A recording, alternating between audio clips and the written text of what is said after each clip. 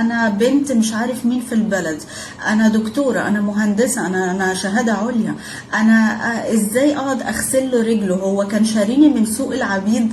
والله اللي انت فاهمة غلط، لان انت لما بتعملي كده انت بتكبري في نظره قوي مش بتقلي، وبتخلي البيت جنة وسكن، وبتبقي بالنسبة له الحضن الحنين اللي ما يستغناش عنه.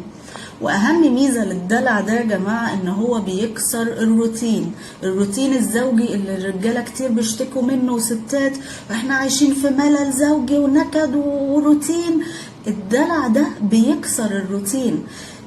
ليه؟ لان كل يوم في تنوع. الدلع ده قايم على فكرة المفاجأة، لان الدلع مختلف عن الاهتمام الزوجي العادي. يعني ايه؟ يعني العادي مثلا العادي ان انا احط لك الغدا تاكل، بس الدلع ان انا اعمل لك موسيقى وشموع تاكل عليها وانت بتتغدى. العادي ان انا اكوي لك القميص، بس الدلع ان انا ارش لك عليه برفيوم. العادي ان انا استقبلك وانت راجع من الشغل واقول لك الحمد لله على السلامه، بس الدلع ان انا اجري عليك واحضنك واقول لك وحشتني قوي. فاهمين قصدي؟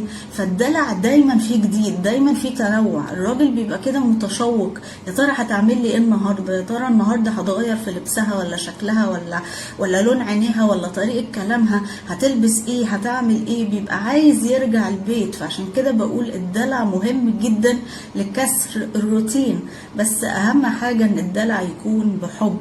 يعني ما تعمليش كده تأدية واجب، يلا ادينا اهو بغسل لك رجلك، يلا ادينا اهو بدلعك. لا، انا بعمل كده حاجة اكسترا، حاجة اضافية من عندي لجوزي علشان اساعده، عشان انا بحبه، مش عشان حاجة انا مجبرة عليها.